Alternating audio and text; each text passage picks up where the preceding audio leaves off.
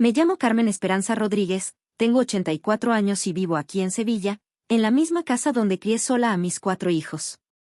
¿Alguna vez has sentido que el mundo se te ha caído encima? ¿Como si todo por lo que has luchado simplemente hubiera desaparecido? Tenía solo 28 años cuando descubrí que mi esposo, el hombre al que amaba más que a la vida misma, me había traicionado de la forma más cruel que se puede traicionar a una mujer. Pero lo que sucedió después, lo que nos hizo a mí y a nuestros hijos, cambió el curso de mi vida para siempre. Si alguna vez has pasado por momentos en los que pensaste que no podías seguir adelante, esta historia es para ti. Dale me gusta si crees que una mujer puede resurgir de las cenizas y quédate conmigo hasta el final, porque lo que estoy a punto de contarte te llegará al corazón de una forma que jamás imaginaste.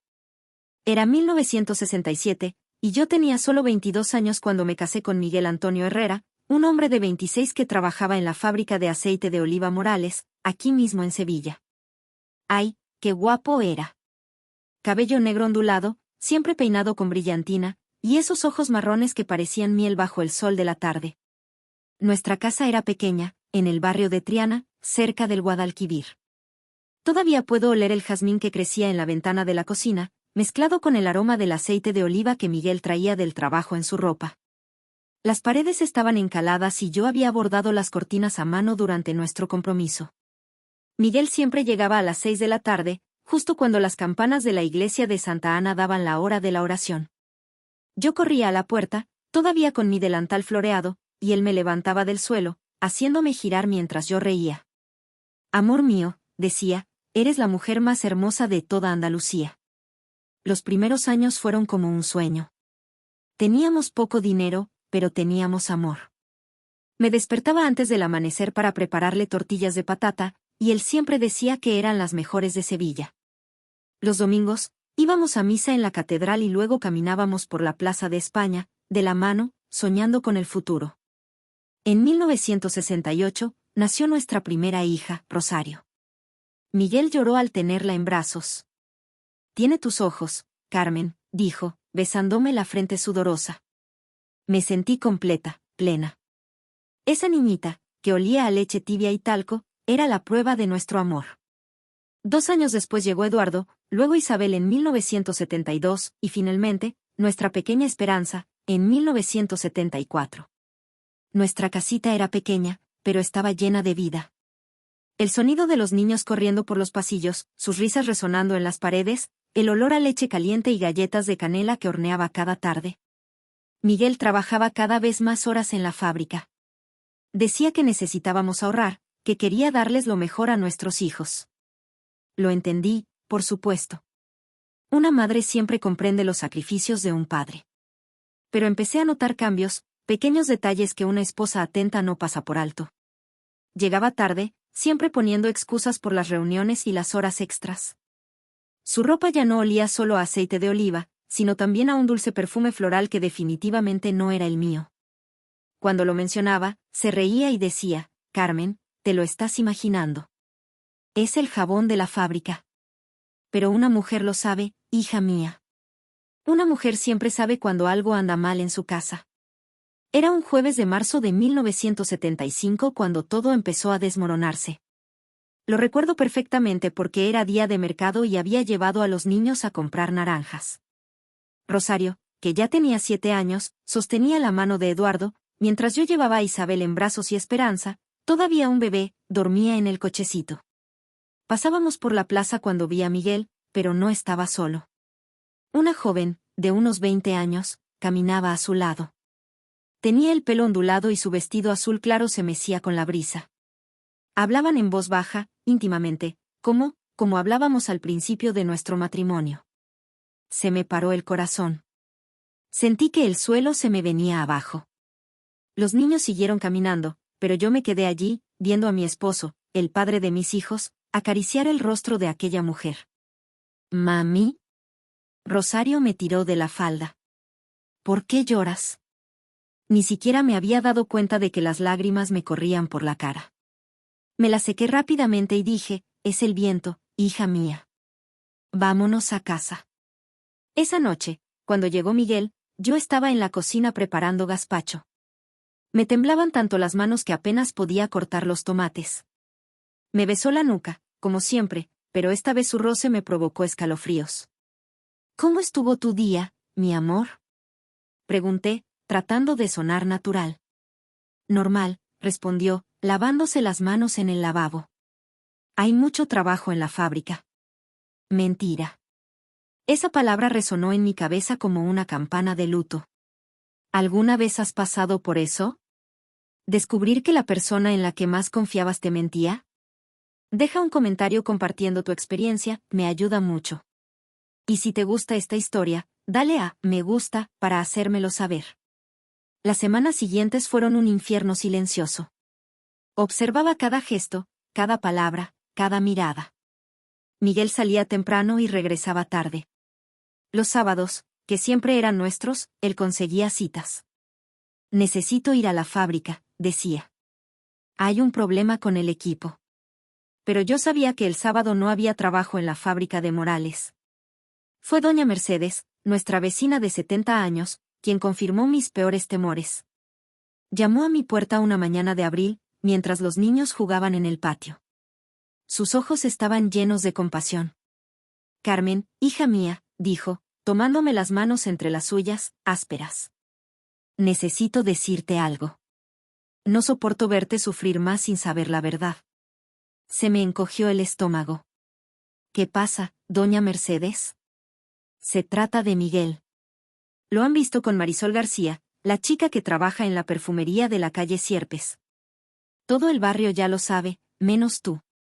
Sus palabras fueron como puñales en mi pecho.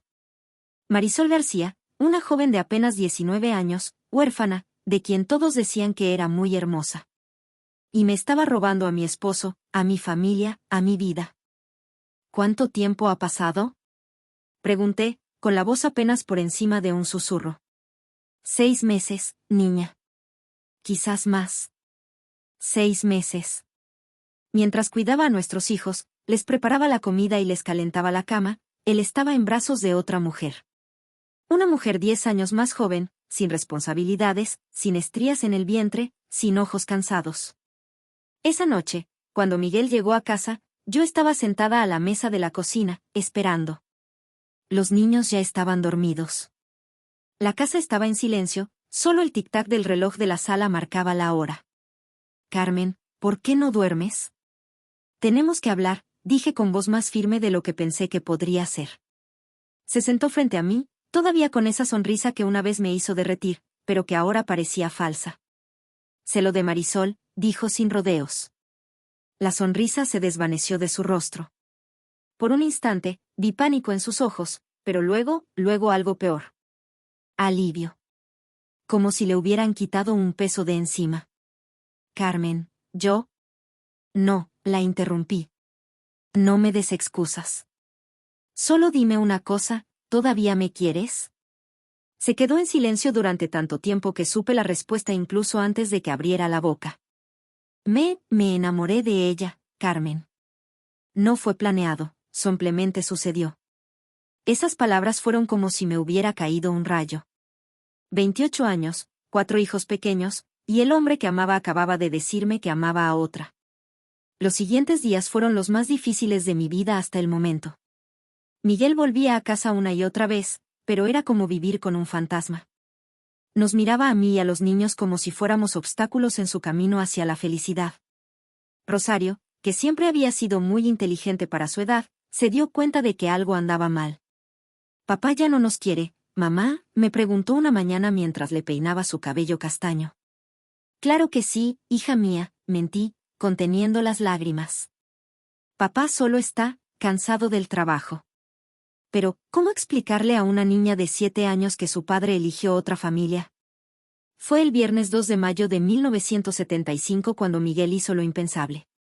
Estaba tendiendo la ropa en el patio trasero cuando oí el portazo. Pensé que era el cartero, pero al entrar, encontré a Miguel con 2 maletas en la mano. «¿Qué significa esto?», pregunté, aunque ya sabía la respuesta. «Me voy, Carmen», dijo, sin poder mirarme a los ojos. «Me voy a vivir con Marisol. Está esperando un hijo mío». Sentí como si me hubieran dado un puñetazo en el estómago. Un niño. Él esperaba un hijo con otra mujer mientras nuestra esperanza aún estaba amamantando. ¿Y nosotros? Susurré. ¿Y tus hijos? Estarás bien, dijo, dejando las maletas cerca de la puerta. La casa está pagada. Dejé algo de dinero en el cajón de la cómoda. Algo de dinero. Como si unas monedas pudieran compensar toda una vida de amor y dedicación. Miguel, por favor, le rogué, agarrándolo del brazo. Piensa en lo que haces. Piensa en nuestros hijos. Rosario pregunta por ti todas las noches. Eduardo todavía espera que le enseñes a montar en bicicleta. Isabel. Ya lo he decidido, Carmen, me interrumpió, separándose de mi abrazo. Marisol me hace feliz de una manera que tú nunca podrías.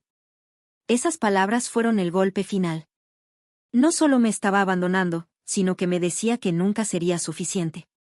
8 años de matrimonio, 4 hijos, toda una vida de dedicación, nada de eso valió la pena. Eduardo, que tenía tan solo 5 años, bajó corriendo las escaleras en ese momento. «Papá», gritó, lanzándose a los brazos de Miguel. «¿Jugamos al fútbol?»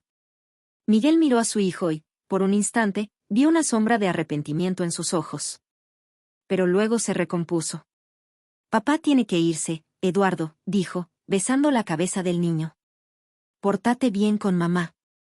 «¿Cuándo volverás?», preguntó Eduardo con sus ojitos brillando de esperanza. Miguel no respondió. Simplemente se levantó, agarró sus maletas y caminó hacia la puerta. «Miguel», grité por última vez. «No puedes hacer esto. Son tus hijos». Se detuvo en la puerta, pero no se dio la vuelta. «Yo me encargaré de la manutención de los niños», dijo. «Les enviaré dinero cada mes». Y se fue. Simplemente se fue, dejando atrás a 4 hijos que idolatraban a su padre y a una esposa que le había dedicado los mejores años de su vida. Eduardo se quedó en la puerta, esperando que su padre regresara, hasta que oscureció.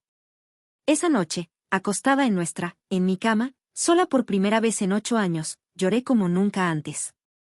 Lágrimas de dolor, de rabia, de desesperación. ¿Cómo criaría sola a 4 hijos? ¿Cómo les explicaría que su padre nos había abandonado por otra familia? Rosario entró en mi habitación en mitad de la noche. «Mamá, ¿por qué lloras?», preguntó mientras se subía a la cama conmigo. «Papá se ha ido, ¿no?», dijo ella con esa sabiduría que solo tienen los niños. No pude mentirle. Simplemente la abracé fuerte, sintiendo su pequeño y frágil cuerpo contra mi pecho. «Todo va a estar bien», susurré, más para mí que para ella. «Todo va a estar bien». Pero en ese momento no tenía idea de cómo. Los primeros meses sin Miguel fueron como cruzar un desierto infinito. Cumplía su palabra con el dinero, enviaba lo suficiente para pagar las cuentas básicas, pero criar sola a 4 niños pequeños era un desafío que ninguna cantidad de dinero podía resolver. Esperanza seguía despertándose en mitad de la noche para amamantar, y yo pasaba noches sin dormir dando vueltas por la casa con ella en brazos, intentando no llorar para que mis otros hijos no me vieran debilitarme. Isabel, con solo 3 años, empezó a tener pesadillas. Eduardo se volvió agresivo en la escuela, peleándose con sus compañeros. Y Rosario, mi pequeña Rosario, asumió responsabilidades que ninguna niña de 7 años debería tener. «Mami, yo puedo cuidar a Esperanza para que puedas descansar», dijo con los ojos muy abiertos y serios. Como me rompió el corazón ver a mi hija mayor tratando de ser fuerte por todos nosotros. El dinero de Miguel no era suficiente. Por mucho que contara y recontara las monedas en la mesa de la cocina, nunca llegaban a fin de mes. Tuve que vender mi anillo de bodas, el que había pertenecido a la abuela de Miguel, con un pequeño diamante que brillaba a la luz del sol. Doña Mercedes me ayudó a encontrar trabajo. 3 veces por semana, iba a limpiar a casa de los Mendoza, una familia adinerada del centro. Dejé Rosario para cuidar a sus hermanos menores y viajé en autobús hasta allí, con las manos ya encallecidas y el orgullo guardado en el bolsillo. La casa de los Mendoza era un palacio comparada con la mía. Suelos de mármol, candelabros de cristal y habitaciones más grandes que mi sala. La señora Mendoza era una mujer elegante, siempre peinada, que usaba perfumes caros y vestidos de seda. Me trataba bien, pero siempre me sentía como un mueble más en su casa, necesario pero invisible. Carmen, me dijo un día, eres una mujer muy valiente. Criar a 4 hijos sola, no podría hacerlo. Valiente. En ese momento, no me sentí valiente. Me sentí perdida, cansada, desesperada. Pero aprendí que la valentía no consiste en no tener miedo, sino en seguir adelante incluso cuando te tiemblan las piernas. Las tardes eran las más duras. Al volver a casa, veía a otras madres del barrio recogiendo a sus hijos del colegio con sus maridos, familias completas y felices. Y al llegar a casa encontraba a Rosario intentando alimentar a sus hermanos, a Eduardo llorando porque se había peleado con un compañero, a Isabel preguntando dónde estaba papá. Papá se fue a trabajar, le decía. Pero piensa en ti todos los días. Otra mentira. Una de las muchas que tuve que decir para proteger el corazón de mis hijos. Fue durante esta época que conocí a Alejandra, una mujer de 35 años que vivía 3 casas más abajo de la mía.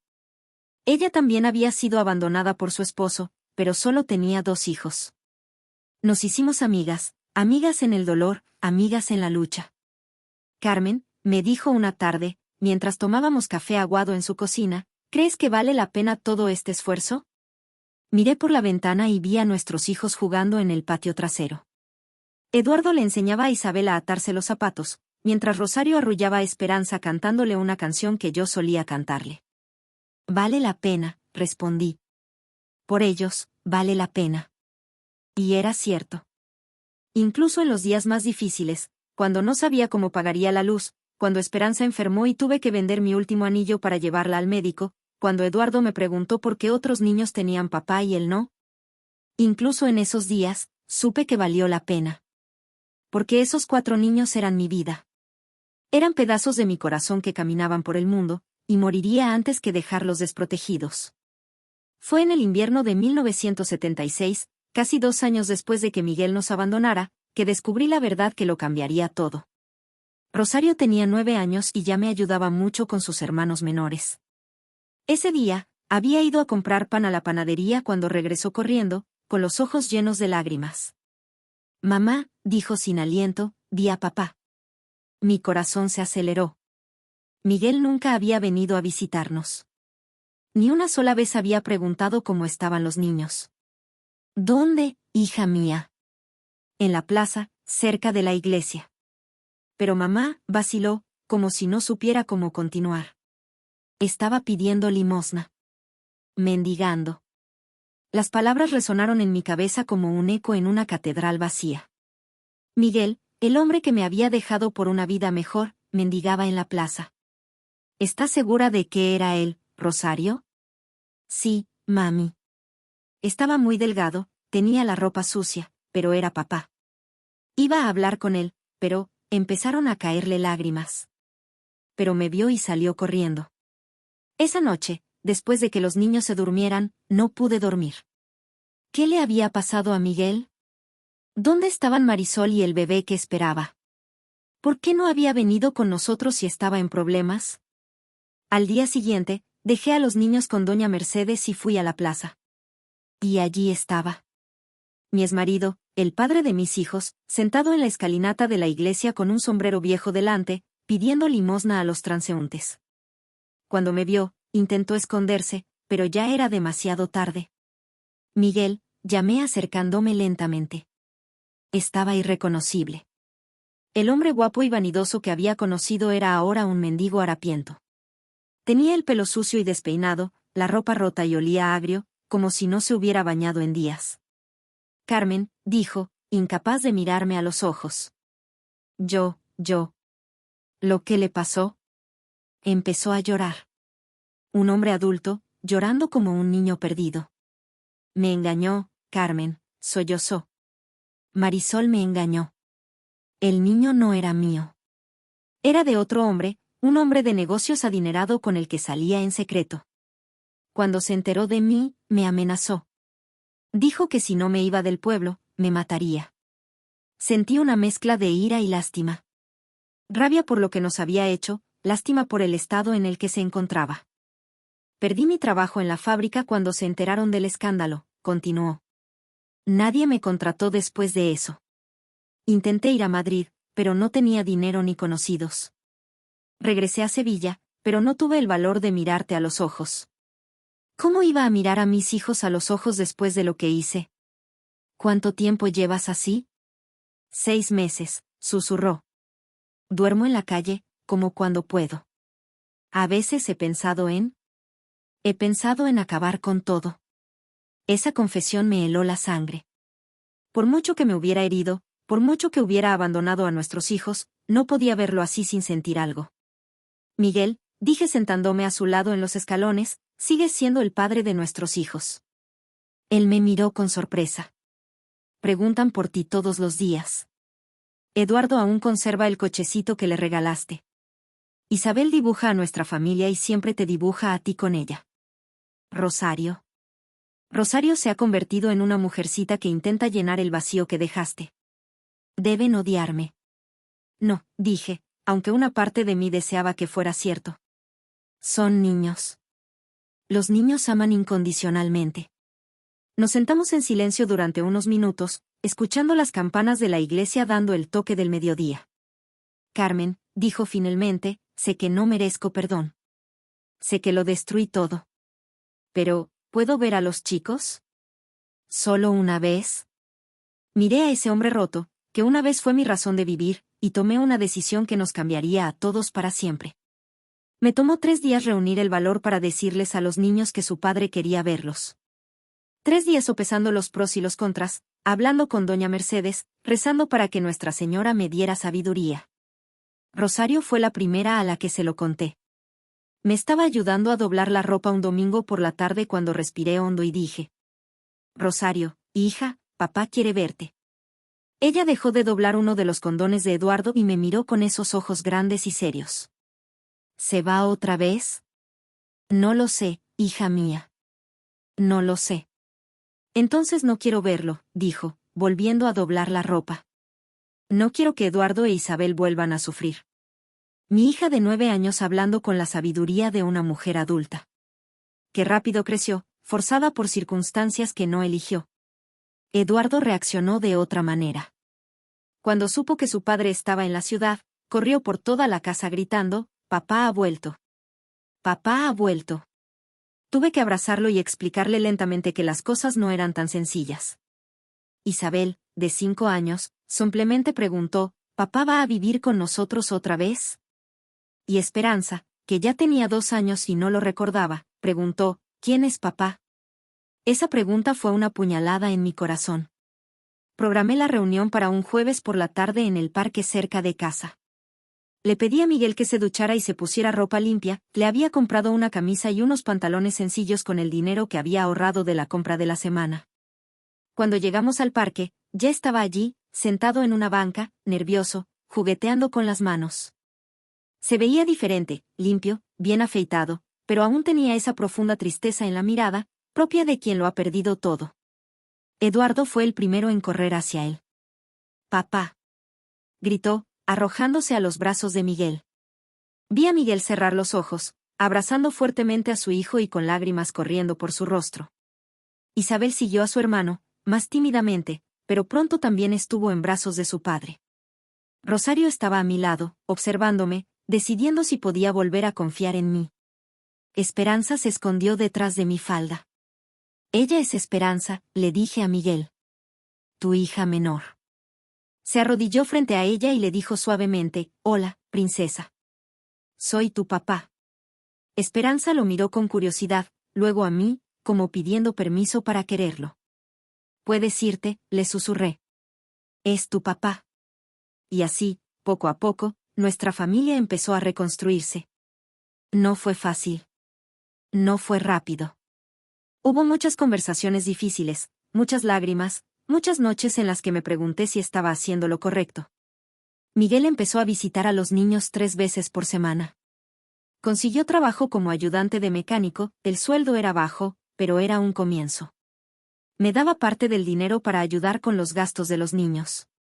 Poco a poco, vi a mis hijos sonreír de nuevo. Eduardo volvió a hablar de fútbol, Isabel dejó de mojar la cama, Rosario volvió a confiar en su papá, y Esperanza. Esperanza descubrió lo que era tener un papá. ¿Te imaginas cómo es perdonar a alguien que te hizo tanto daño? Deja un comentario diciéndome, ¿podrías perdonar? Y no olvides suscribirte al canal para ver más historias como esta. En cuanto a mí para mí fue más complicado. Porque perdonar a un marido que te engañó y te abandonó es diferente a perdonar al padre de tus hijos. Son dos personas distintas en el mismo cuerpo. Miguel intentó reconquistarme. Traía flores del campo cuando visitaba a los niños, preguntaba por mi salud y se ofrecía a ayudarme con las reparaciones de la casa. Pero yo había construido muros alrededor de mi corazón. Muros altos y gruesos, hechos de dolor y desconfianza. Carmen, me dijo una tarde de primavera de 1977, sé que no merezco una segunda oportunidad. Sé que he sido el peor esposo y el peor padre que podría haber sido. Pero he aprendido una cosa en estos 2 años lejos de ti, he aprendido que no hay nada en el mundo más importante que la familia. Lo aprendiste demasiado tarde, respondí sin mirarlo a los ojos. Quizás, dijo. Pero no es demasiado tarde para nuestros hijos. Y quizás no sea demasiado tarde para nosotros. Quería gritarle. Quería recordarle todas las noches que lloré sola, todas las veces que necesité ser fuerte cuando lo único que quería era desmoronarme, todas las veces que nuestros hijos preguntaron por él y no supe qué responder. Pero cuando miré por la ventana y vi a Eduardo enseñándole a Esperanza a patear un balón, vi a Isabel riendo en brazos de su padre, vi a Rosario finalmente relajada, comprendí que ya no se trataba de mí. Se trataba de ellos. Y así fue como, poco a poco, Miguel empezó a volver a casa.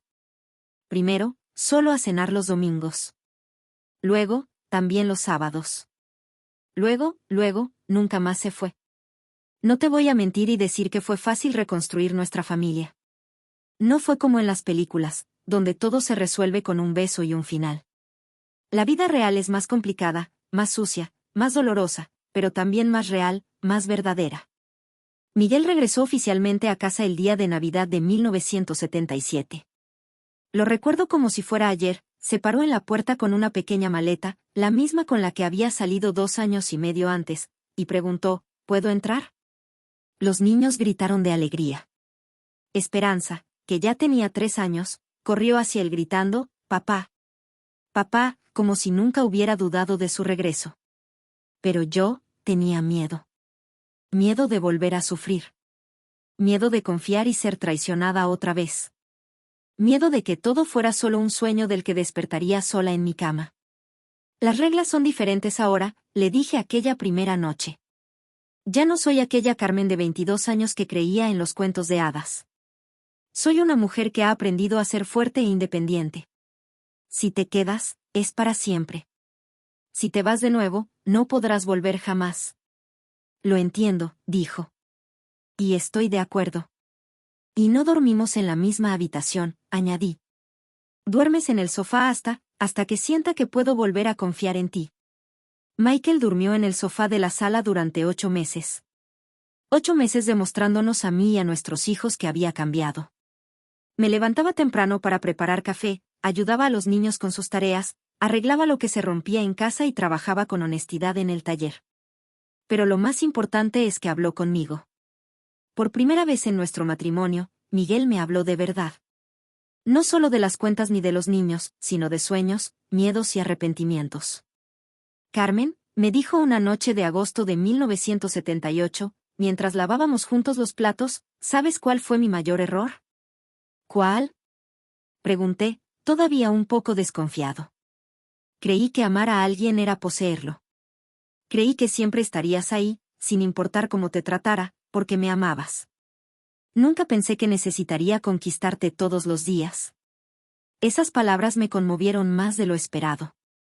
Porque tenía razón, siempre estuve ahí, siempre disponible, siempre dispuesta a perdonar y olvidar. Hasta que un día dejé de estarlo. Fue una noche de septiembre cuando por fin dejé que Miguel volviera a nuestra habitación. No porque hubiera olvidado lo sucedido, una mujer nunca olvida una traición, sino porque había aprendido que algunas heridas solo sanan cuando dejamos de hurgarlas. Nuestra vida sexual también era diferente. Más madura, menos desesperada. Había una nueva ternura entre nosotros, construida sobre las cenizas de lo que habíamos sido antes. En 1980, 3 años después del regreso de Miguel, descubrí que estaba embarazada de nuevo. Tenía 35 años y no planeábamos tener más hijos, pero la vida a veces nos sorprende de maneras inesperadas. ¿Otro bebé?, preguntó Miguel cuando se lo conté, con un brillo en los ojos que no le había visto en años. Carmen, esto es un milagro. Y así fue. Ese bebé, al que llamamos Salvador, porque simbolizaba nuestra salvación como familia, nació en marzo de 1981. Ver a Miguel con nuestro quinto hijo en brazos, llorando de emoción, me hizo darme cuenta de que algunas personas sí pueden cambiar. Los años siguientes fueron los más felices de mi vida adulta. No por el dinero, seguimos siendo pobres, Miguel ganaba poco en el taller y yo seguía limpiando para llegar a fin de mes. Pero éramos ricos en amor, en unidad, en propósito. Rosario se convirtió en una joven hermosa e inteligente, ayudándome a cuidar a sus hermanos menores. Eduardo creció fuerte y responsable, siempre protegiendo a sus hermanas. Isabel desarrolló una dulce voz y cantaba en las celebraciones de la iglesia. Esperanza era pura alegría, siempre riendo, siempre jugando. Y Salvador. Salvador fue nuestro pequeño milagro, el símbolo de que las familias pueden renacer. Miguel nunca volvió a beber demasiado. Nunca llegó tarde a casa sin avisar. Nunca miró a otra mujer como me miraba a mí. Había aprendido, a las malas, que una familia no es algo que se posee, sino algo que se cultiva, todos los días, con amor, respeto y dedicación. Carmen, me dijo en nuestro aniversario de bodas en 1985, llevábamos 18 años casados, pero él consideraba que nuestro verdadero aniversario era el día en que volvió a casa. Gracias por darme una segunda oportunidad que no merecía. No lo hiciste solo por mí, respondí, mirando a nuestros 5 hijos jugando en el patio. También lo hiciste por ellos. Lo hice por todos, dijo, besándome la frente. Porque aprendí que una familia es como un jardín, si no lo cuidas a diario, las flores se marchitan. Y tenía razón. Nuestra familia había muerto cuando él se fue, pero la replantamos con paciencia, amor y mucho, mucho perdón. Los años 80 y 90 fueron nuestros años dorados. Nuestros hijos crecieron fuertes y unidos, siempre protegiéndose mutuamente. Miguel logró abrir su propio taller mecánico en 1987, y yo dejé de limpiar para dedicarme por completo a la familia. Rosario se casó con Antonio en 1989, un buen chico que la amaba de verdad. El día de su boda, vi a Miguel llorar mientras la entregaba en el altar. Mi primera hija, me susurró. ¿Cómo pasó tan rápido? Eduardo se hizo maestro, Isabel, enfermera, Esperanza, abogada, y Salvador siguió los pasos de su padre en la mecánica. Todos se casaron y me dieron nietos, en total, ahora tengo 12 nietos y 5 bisnietos. Pero lo más importante no fueron sus profesiones ni sus logros materiales. Lo más importante fue ver que aprendieron, de nuestra historia, el valor de la familia, el perdón y las segundas oportunidades. Miguel y yo estuvimos casados 45 años. 45 años, durante los primeros 8, me engañó y me abandonó, pero durante los últimos 37, fue el mejor esposo que una mujer podría tener. Murió en 2010, a los 69 años, de un infarto. Murió en casa, en nuestra cama, tomándome de la mano. Carmen, fueron sus últimas palabras, gracias por perdonarme. Gracias por dejarme ser el padre de nuestros hijos. Lloré durante 3 días seguidos. No solo por el hombre que perdí, sino por el viaje que compartimos. Por las piedras del camino que se convirtieron en peldaños. Por las lágrimas que se convirtieron en sonrisas. Por el amor que murió y renació con más fuerza. Hoy, a los 84 años, vivo en esta misma casa donde crié a mis hijos. La casa donde Miguel regresó a pedir perdón. La casa donde renació nuestra familia. Rosario viene a verme todos los días, y los demás niños al menos 2 veces por semana. Los domingos, la casa se siente pequeña para tanta gente, hijos, yernos, nueras, nietos, bisnietos. Siempre me preguntan, abuela Carmen, ¿cómo lograste perdonar al abuelo Miguel? ¿Cómo lograste darle una segunda oportunidad después de todo? Y siempre respondo, amor mío, el perdón no es un favor que les hacemos a quienes nos hicieron daño. Es un regalo que nos damos a nosotros mismos. Perdoné a tu abuelo no porque lo mereciera, sino porque yo merecía paz. Claro, hay cicatrices. Siempre las habrá. Algunas heridas no sanan del todo, simplemente dejan de doler cada día. Pero he aprendido que tenemos una opción, Podemos dejar que el dolor nos defina o podemos usarlo para fortalecernos. Miguel no era un mal hombre, era un hombre perdido que cometió errores terribles. La diferencia entre un error y un crimen reside en la capacidad de reconocer el daño causado y luchar por repararlo. Michael luchó el resto de su vida para reparar lo que había roto. Saben, queridos, a veces me preguntan si me arrepiento de haberle dado una segunda oportunidad a Miguel. Si no debería haber seguido adelante, haber encontrado a otro hombre, haber construido una nueva vida lejos del dolor. Pero miro a mis 5 hijos, a mis 12 nietos, a mis 5 bisnietos, y veo que nuestra historia, con todo su dolor, traición y nuevos comienzos, ha creado una familia fuerte y unida que valora el amor por encima de todo. Eduardo siempre les dice a sus hijos, recuerden la historia de sus abuelos. El verdadero amor no consiste en no caer nunca, sino en levantarse siempre.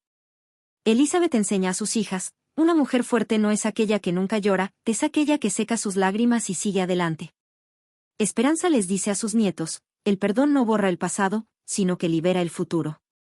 Y Salvador, mi hijo menor, siempre repite, una familia no es perfecta, está presente.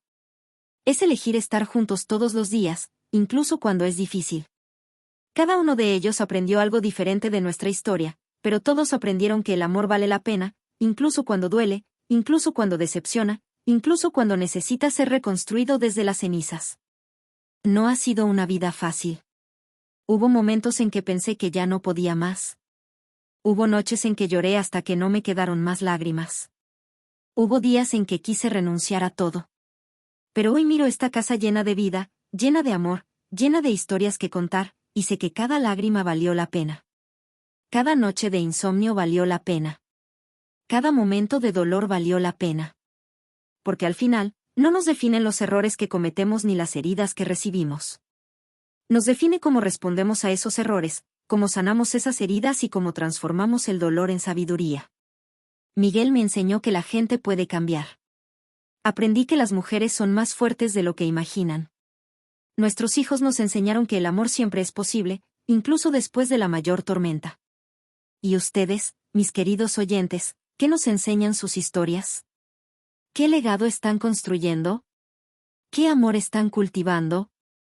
Porque al final, cuando el cabello se vuelve blanco y las manos se vuelven ásperas, cuando los pasos se vuelven lentos y la memoria a veces falla, lo que queda es esto, la gente que amamos, las historias que vivimos, el amor que construimos. El resto son solo detalles.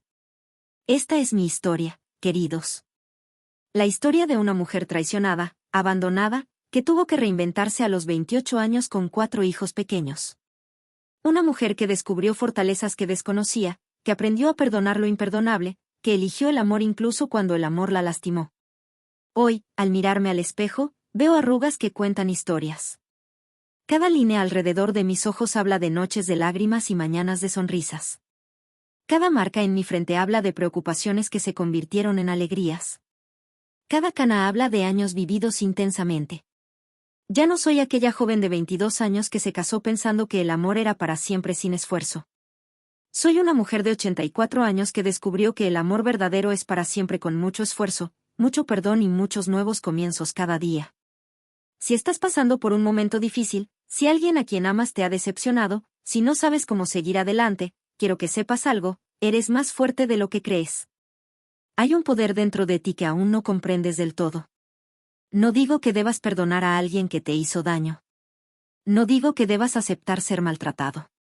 Digo que tienes el poder de elegir tu propio destino, de escribir tu propia historia, de decidir si dejarás que el dolor te destruya o te fortalezca. Mi historia podría haber terminado de otra manera. Podría haber permanecido amargada, enojada, cerrada al amor. Podría haber criado a mis hijos en el odio, enseñándoles a desconfiar, a no creer en las segundas oportunidades. Pero elegí otro camino. Elegí el perdón, no porque fuera fácil, sino porque era liberador. Elegí el amor, no porque fuera una garantía, sino porque era transformador. ¿Y tú? ¿Qué decisiones tomarás? ¿Qué historia escribirás? ¿Qué legado dejarás a tus hijos y nietos? Recuerda, no importa cuántas veces te caigas. Importa cuántas veces te levantes. No importa cuántas lágrimas derrames. Importa cuántas sonrisas puedas encontrar después de las lágrimas. La vida es así, una mezcla de dolor y alegría, de pérdidas y ganancias, de despedidas y reencuentros. Y en medio de todo esto, tenemos opciones. Siempre tenemos opciones. Elige el amor. Elige el perdón, no para los demás, sino para ti mismo. Elige seguir adelante. Elige creer que el mañana puede ser mejor que el hoy. Si esta historia te conmovió, si te hizo reflexionar sobre tus propias decisiones, deja un comentario compartiendo tu experiencia. Tu historia importa, tu dolor importa, tu sanación importa. Y si disfrutaste de esta narración, dale a me gusta, me motiva a seguir compartiendo historias reales de personas reales que encontraron la fuerza para empezar de nuevo. No olviden suscribirse al canal para más historias como esta. Historias de mujeres que no se rindieron, de familias que se reconstruyeron, de amores que renacieron. Que Dios los bendiga a ustedes y a sus familias. Que encuentren la fuerza para escribir sus propias historias de superación. Hasta la próxima historia. Con cariño, Carmen Esperanza Rodríguez, de Sevilla, España.